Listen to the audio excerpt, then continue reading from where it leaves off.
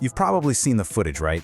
But what was really going on behind the scenes when one of the world's two superpowers just, well, ceased to exist? Okay, let's get into this, because this isn't just a story about politics. It's about one of the most incredible economic collapses in modern history. So let's set the scene. The date is really specific for a reason. Imagine it, Christmas night, 1991. While a lot of the world is celebrating, something absolutely historic is happening in Moscow. Live on TV, the world is watching as the red Soviet flag, the hammer and sickle, is lowered from the Kremlin for the very last time. And just like that, in that one moment, the USSR is officially gone. It's the image we all remember. But that whole symbolic act, that was just the surface. Behind the ceremony, something seismic was taking place, something you could never capture with a single camera. An entire economic world was literally fracturing. And to really get a sense of what was lost, you gotta look at the numbers. $2.5 trillion. That was the estimated size of the Soviet economy, a system that took care of hundreds of millions of people, funded a massive military, and went toe-to-toe on the world stage. So that leads us to the big question we're gonna try and answer here. How does an economy of that scale, a superpower's entire financial backbone, just vanish? Let's unpack it. To understand how it all came crashing down, we have to start by looking at the foundations. See, the Soviet economy wasn't just unlucky. In a lot of ways, it was an economy built to fail.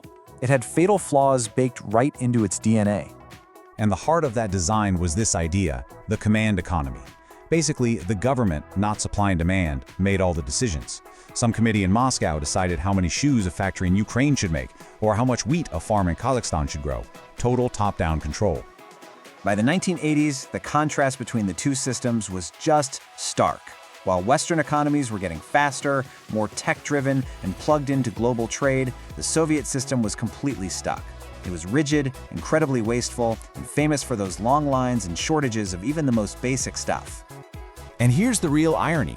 When Mikhail Gorbachev brought in his famous reforms, glasnost and perestroika, he was trying to fix the system.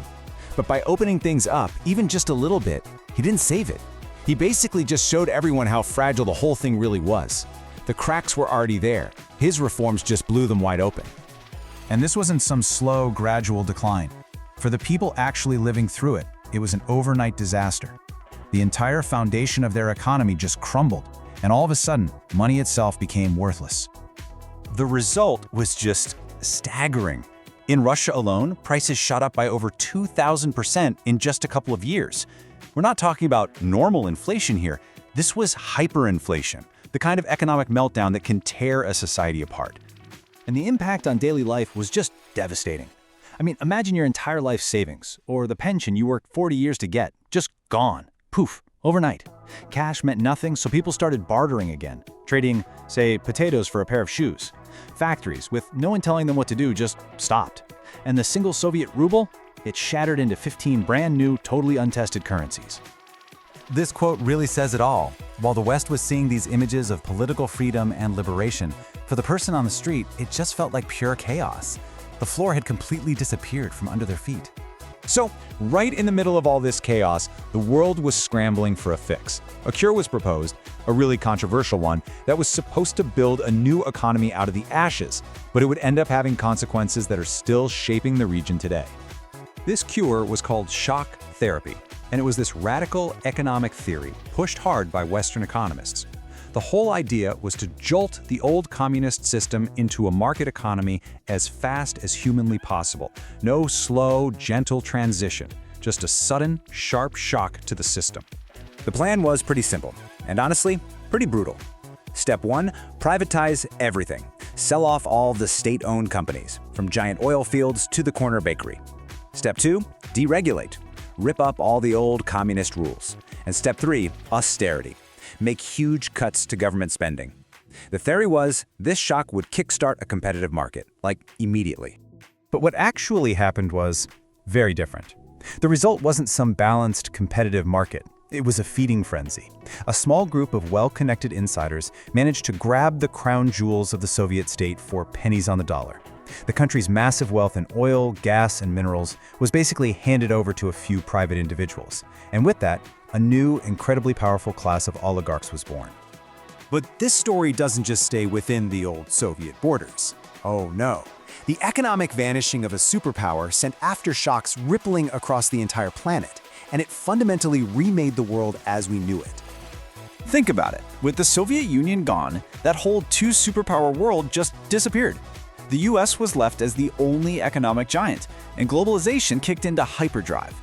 This power vacuum also let NATO expand eastward, right up to Russia's doorstep, turning these new countries into new battlegrounds for influence. And this gets at the central paradox of modern Russia. Even with all that chaos at home, it clawed its way back onto the world stage as a totally new kind of power. Not an ideological one, but a massive energy powerhouse, controlling the flow of oil and gas that can make or break global markets. And let's be clear, this is not ancient history. The deep distrust of capitalism in the region, the rise of authoritarian leaders, the economic instability, and the geopolitical tensions we read about in the news today, so much of that is a direct aftershock of that chaotic collapse back in '91. Which brings us right back to where we started, that quiet, symbolic image. A flag came down on a cold winter night, and an entire empire was officially wiped off the map. But now, we can see the whole story. The Soviet Union didn't just have a political collapse. Its entire economic reality vanished, creating this huge vacuum that reshaped nations and the global balance of power. And we are, without a doubt, still living with the consequences of that vanishing act. So I'll just leave you with this to think about. When you look at the world today, the conflicts, the new alliances, the economic pressures, how many of today's headlines really were written on that one cold Christmas night?